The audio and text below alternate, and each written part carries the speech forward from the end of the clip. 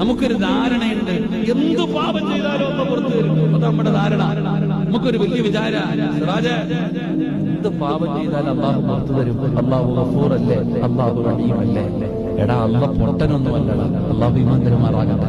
ഖുർആനിൽ 3 ആയത്ത് കാണാം. അള്ളാഹുവിന്റെ പരിശുദ്ധമായ ഖുർആൻ പറയുന്നത്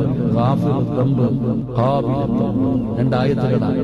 അള്ളാഹു പറയുന്നത് എല്ലാം ഞാൻ പൊറുക്കും, എല്ലാം ഞാൻ പൊറുക്കും. നീ എന്ത് ചെയ്താലും ഞാൻ പുറത്തു തരും. നീ എന്നോട് പറഞ്ഞ എത്ര വലിയ പാപം ഞാൻ പുറത്തു തരും. ഈ ഒരൊറ്റ വാക്കിന്റെ ധൈര്യത്തിലായി തോന്നിവാസം മൊത്തം കാണിക്കണം. എന്ത് ചെയ്താലും അള്ളാഹു പുറത്തു തരും.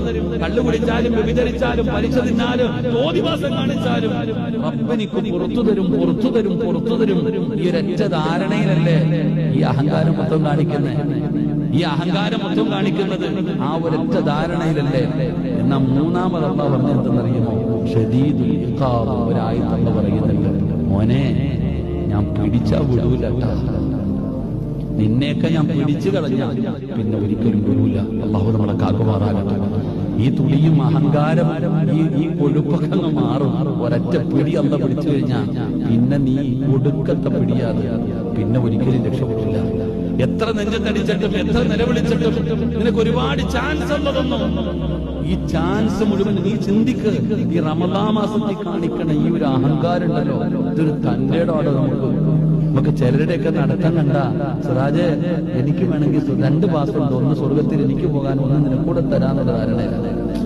ചിലരുടെയൊക്കെ നടത്തവും സ്വഭാവം കണ്ട ഓന്റെ കയ്യിൽ 2 പാസ് ഉണ്ട്, ഒന്ന് അവന് പോകാനും ഒന്ന് ചോദിക്കുന്നവന് കൊടുക്കാൻ. അങ്ങനെ 2 പാസുമായിട്ട് നടക്കണവരെ പോലെ നമ്മൾ ഈ പലരും നടക്കുന്നത്.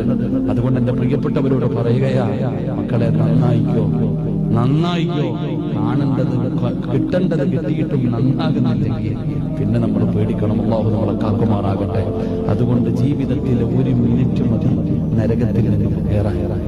ഈ 14,400 മിനിറ്റിൽ ഇന്നത്തെ രാത്രി 1 മിനിറ്റ് നീ വിചാരിച്ച നിനക്ക് സ്വർഗത്തിൽ നിന്ന് കരകയറി നരകത്തിൽ നിന്ന് കരകയറി സ്വർഗത്തിലേക്ക് പോകാം. അല്ലാഹു ഭാഗ്യം തരുമാറാകട്ടെ.